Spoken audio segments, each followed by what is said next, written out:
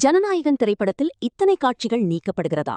வெளிவந்த தகவலால் ரசிகர்கள் அதிர்ச்சி. நல்லது பண்றதுக்கு அரசியலுக்கு வாங்கடா, கொள்ளை அடிக்கிறது கொலை பண்றதுக்கு அரசியலுக்கு வரீங்க.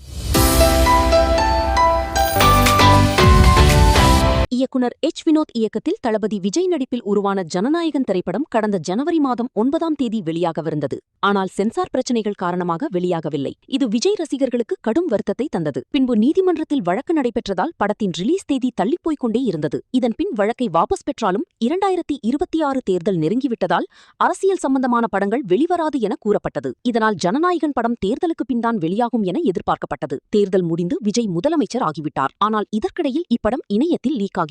இது விஜய் ரசிகர்கள் மட்டுமல்லாமல் ஒட்டுமொத்த திரையுலகத்தையே கடும் அதிர்ச்சியில் உறைய வைத்தது. இதற்கான புகார் அளிக்கப்பட்டு அதற்கான நடவடிக்கைகளை காவல்துறையினர் மேற்கொண்டு வருகிறார்கள். தற்போது ஜூலை மாதம் ஜனநாயகன் திரைப்படம் வெளியாகும் என கிட்டத்தட்ட உறுதியாக தகவல் வெளியாகியுள்ளது. ஜனநாயகன் திரைப்படத்தை பார்த்த ரிவைசிங் குழு படத்திற்கு சான்றிதழ் கொடுத்துள்ளது. இந்த நிலையில் ஜனநாயகன் திரைப்படத்திற்கு சென்சார் தரப்பிலிருந்து 13 கட்ஸ் கொடுக்கப்பட்டுள்ளதாக தெரிகிறது. 13 காட்சிகள் நீக்கப்படும் நிலையில் இது விஜய் ரசிகர்களுக்கு அதிர்ச்சியை கொடுத்துள்ளது. விரைவில் ரிலீஸ் தேதி தயாரிப்பு நிறுவனத்திடமிருந்து அதிகாரப்பூர்வமாக அறிவிக்கப்படும் என எதிர்பார்க்கப்படுகிறது. ஜூலை 24ஆம் தேதி வெளியாக வாய்ப்புகள் அதிகம். இந்த படத்தை தியேட்டர்ல போய் பார்க்க இன்னும் எவ்வளவு பேர் வெயிட்டிங்னு கமெண்ட்ல சொல்லுங்க.